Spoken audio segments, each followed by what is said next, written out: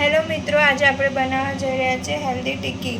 એમાં પરાઠાનું turmeric powder છે, red chilli powder છે અને ગરમ મસાલો છે. આ મસાલો યુઝ કરવા. એમાં ઓર્ગેનિક છે, કોલ્ડ સ્ટોરેજ છે, એટલે એનો કલર ને મેન્ટેન રહે છે. આમાં કોઈ કેમિકલ નથી. અને આપણે જે ટિક્કી બનાવવા જઈ રહ્યા છીએ એમાં આજે છે શક્કરિયાની ટિક્કી છે. એમાં શક્કરિયું છે, લીલા મરચાં છે, બીટ છે, આદુ મરચાંની લસણની પેસ્ટ છે, કેપ્સિકમ, ગાજર, લીમડો અને બાઇન્ડિંગ માટે આપણે વાપર્યું છે શેકેલા સિંગદાણાનો ભૂકો અને ટોસ્ટનો ભૂકો અને શેકેલું જીરું. હવે આ બધું આપણે એમાં મિક્સ કરીને આની ટિક્કી બનાવીશું. હવે આપણે આ ટિક્કી બનાવવાના મસાલામાં પહેલાંથી શક્કરિયા બાફી લેવાના છે. બાફીને અને પછી એને છાલ કાઢીને આવી રીતે મેશ કરવાના છે. મેશ કરી એની અંદર કોથમીર નાખી છે મેં. અને એમાં 5 ચમચી જેટલું હળદર પાવડર વાપરીશ. આનો 5 ચમચી જ મેં હળદર પાવડર લીધો છે. અડધી ચમચી હું આનો રેડ ચીલી પાવડર લીધો છે મેં. આપણે કાશ્મીરી મરચું વાપરવાની જરૂર નથી. આમાં આ મરચું એટલું સારું છે કે કલર અને સ્વાદ પ્રમાણે આટલું બરાબર છે. પ્રાપન્નાનો ગરમ મસાલો છે, એ હું એમાં 1/4 ટીસ્પૂન હું એ નાખીશ.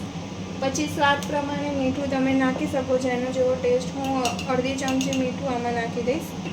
અને પછી એના પછી આ જે ગાજર ખમણેલું છે ગાજર નાખી દઈશ એમાં. આ કેપ્સિકમ મેં પતલા પતલા સમાર્યા છે, કેપ્સિકમ નાખી દઈશ. મતલબ અહીંયા હમણાં જે મેં જેટલું બી વેજીટેબલ તમારા ઘરમાં મતલબ જેટલું પણ અવેલેબલ હોય અને તમે ઘરમાં જે ટેસ્ટ ખાવાતો હોય તમે બધું આમાં એડ કરી શકો છો અને બનાવી શકો છો. હવે આદુ મરચાં અને લસણની પેસ્ટ છે એ બી હું આમાં એડ કરી દઈશ. કશું જ શેકવાનું નથી, બધું આમાં શેકાઈ જશે, સેલો ફ્રાય થશે. કઢી પત્તો છે એ બી આમાં એડ કરીશ. થોડી કોથમીર એડ કરીશ. અને આમાં શેકેલા જીરાનો પાવડર એટલા માટે કે આનો ટેસ્ટ સારો લાગે છે ટિક્કીમાં, એટલે એ હું 1/2 ટીસ્પૂન શેકેલા જીરાનો પાવડર 1/2 ટીસ્પૂન જેટલો એ એડ કરી દઈશ. અને એમાં બાઇન્ડિંગ માટે હું 3-4 ચમચી શેકેલી સિંગનો પાવડર છે એ મિક્સ કરીશ કે જેનાથી એનું બાઇન્ડિંગ સારું રહેશે અને ટિક્કી ખુલશે નહીં. આદુ મરચાંની પેસ્ટ આપણે પહેલેથી એડ કરી છે. હવે આની ટિક્કી વાળી લેવાની છે. ટિક્કી વાળીને તૈયાર કરવાની છે. હવે આપણે આ મિક્સરની અંદર થોડું બીટ બી છીણી દઈશું. એનો ટેસ્ટ સારો આવે છે અને શરીર માટે હેલ્ધી પણ છે. હવે આપણે આ ટિક્કીનું જે મિશ્રણ છે એને રીતે ટિક્કી વાળીને ટિક્કીનો શેપ તમારે કોઈ પણ રીતે તમારે જે પસંદ હોય એ રીતે એનો શેપ વાળીને તમે આવી રીતે સેલો ફ્રાય કરવાની છે બે બાજુથી.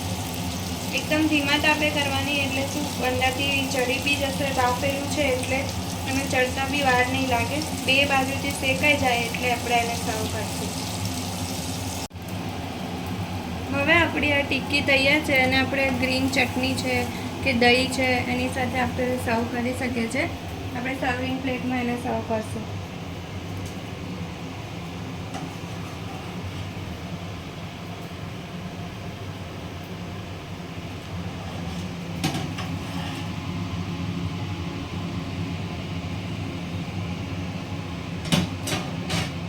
આ તૈયાર છે આપણી હેલ્ધી ટિક્કી.